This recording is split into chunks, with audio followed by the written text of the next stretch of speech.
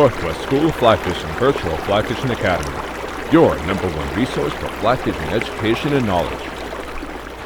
Hi, I'm Mike Sandover with Northwest School of Fly Fishing Virtual Fly Fishing Academy. I'm here on the Boise River today. I'm here to talk to you about the two fly rod system, or choosing the right fly rod for you.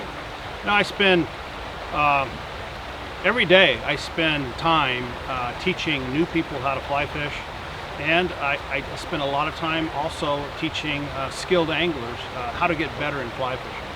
And overall, the most common question I ever get in fly fishing, no matter who it is what's the best rod for me, or what's the best fly rod to use, so on and so on. And it's the #1 question I get, and always have gotten.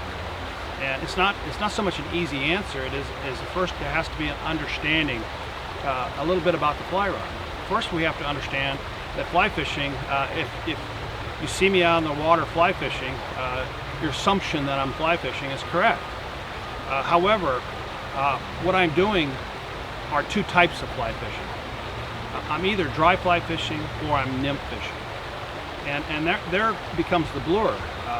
It's common thought in fly fishing you only need one fly rod. In fact, if you were new to fly fishing, you go to any fly shop or box store, and what they're going to tell you is, oh, you're new, well, here's the perfect rod for you.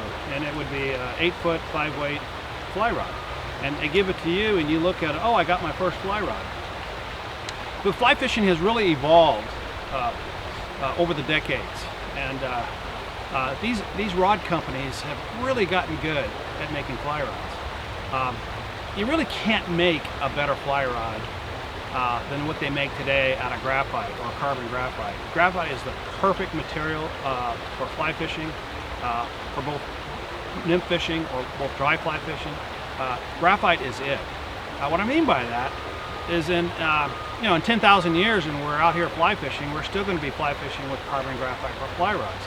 So it's hard to improve on an already proven fly rod technology.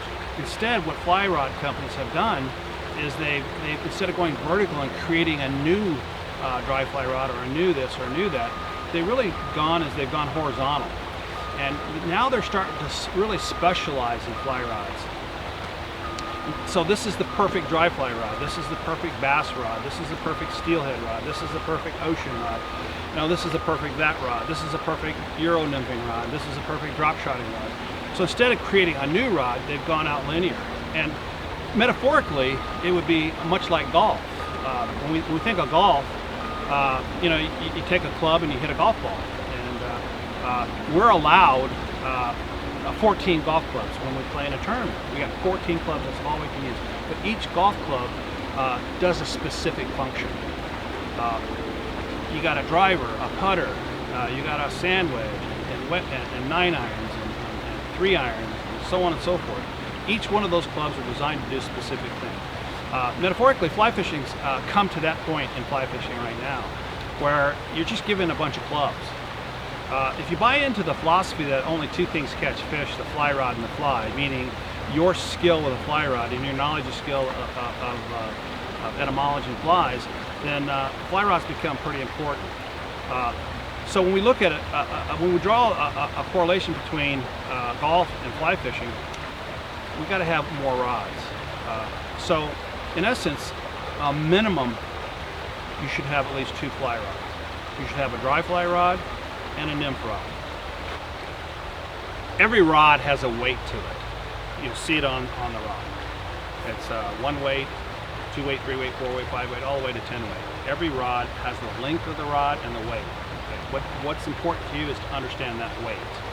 The weight has nothing to do with the weight of the fly rod. It has everything to do with the weight of the fly line that we use on the fly rod. So a fly rod is specifically designed, engineered, and manufactured to cast a certain weight line.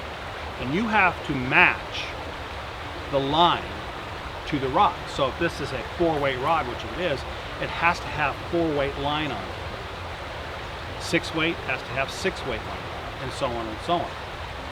The reason is because weight of a fly line is real weight. So the smaller the number, like a 1 weight, 2 weight, 3 weight, 4 weight, the lighter the line will be. And that is the perfect type of line that we want for dry fly fishing, because all your line is in the air and it makes it really easy to cast. And when you have a really high-end, high-quality dry fly rod, it makes dry fly casting so easy.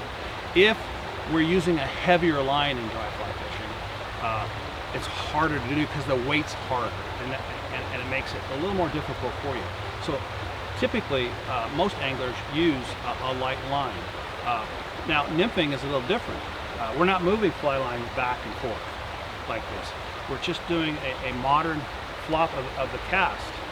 Now, what that means to you is we need a heavier line because that line's heavier and it's going to hit the water and go in where we want it to do.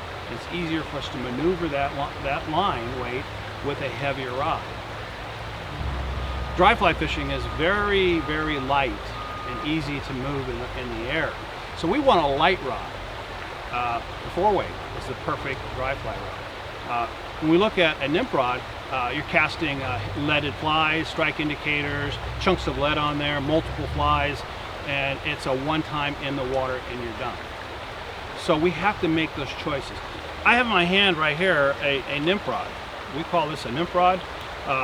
For you folks out there, it would be a 10-foot 6-weight nymph rod. It's no different than a dry fly rod. It's just heavier. It's more bolder because it requires 6-weight line. This is the type of rod that we use when we're nymph fishing. And this type of rod right here can be used for almost any style of nymphing. It can be high sticking, drop shotting, any kind of Euro style like Polish or French nymphing. It has a multitude of things it can do. You can lake fish with it. You can steelhead fish. You can do a lot of things with the rod, and they're not that expensive. But what this rod's designed to do, it's designed to be able, through the strength of the butt section and the construction of the rod, be able to deliver all the baggage that you're throwing out in the river. Now, if you're new to fly fishing, most, if not all fly fishermen or fly fishers use multiple flies. We're using a minimum of 2 flies. Many guys out there and gals are using 3 flies. They're using split shot, lead split shot. They're using strike indicators. You're using a lot of things that aren't aerodynamic. And the purpose of all this stuff is we have to, when we're talking about nymph fishing or subsurface fishing, our flies aren't floating at the surface, they're on the bottom. And that kind of system I'm talking to you about, multiple flies, they might even have lead in the flies. They're designed to go into the water, down to the bottom where the fish are. So there's a clear difference between fly rods. They're like golf clubs. We have a specific rod to do a specific thing. So if you're new to fly fishing, what kind of rod do I need? There's a lot of choices out there, and it's certainly a subjective thing. All right, let's do a little clarification. There's not too much to clarify in terms of dry fly fishing. So the guy in Japan who's dry fly fishing, the guy in Russia who's dry fly fishing, the guy in Argentina dry fly fishing, the guy in America dry fly fishing, the guy in England is dry fly fishing, they're all dry fly fishing exactly the same way. It's all done the same way. There isn't any other system that you go to or another style. Dry fly fishing is cut and dried dry fly fishing. However, to clarify a little bit, nymph fishing is not like that. Heck, there's 20 different ways to nymph fish, 20 different styles to nymph fish. There's drop shotting, there's classic, there's high stick, there's Euro, there's French, there's Polish. And what anglers are doing today is they're getting rods that specifically fit the style they're doing. So if you're just starting out, a good clarifying statement from me would be probably our 9 or 10 foot 6-weight rod will cover the gamut. However, once you start specializing in a different style or technique in nymphing, the rod manufacturers have really developed rods to do that. For example, Euro nymphing, when we say Euro nymphing, it's generally a term we use to talk about all kinds of European styles of nymphing, like Polish nymphing, Czech nymphing, French nymphing. Those are Euro style nymphings. What rod manufacturers are doing now is they're designing rods specifically to nymph fish that style, meaning when you're fishing that style, you're not using any lead. You're not using any strike indicators. So it's more aerodynamic.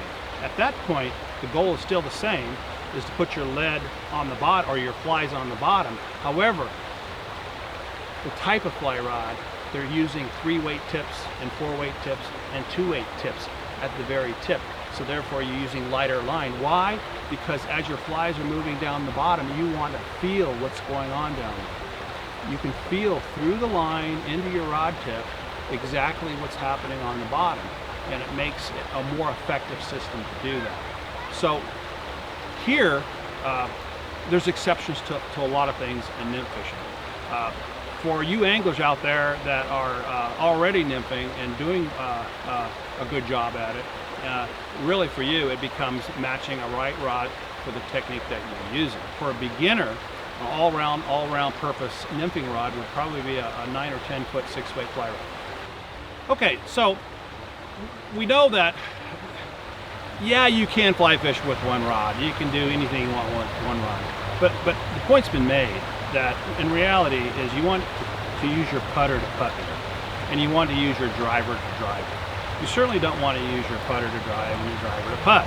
So metaphorically, that's where fly fishing is today. We've really divided fly fishing into two things: surface and subsurface, nymphing, or dry fly. And it really helps you to know that we have rods designed specifically for that.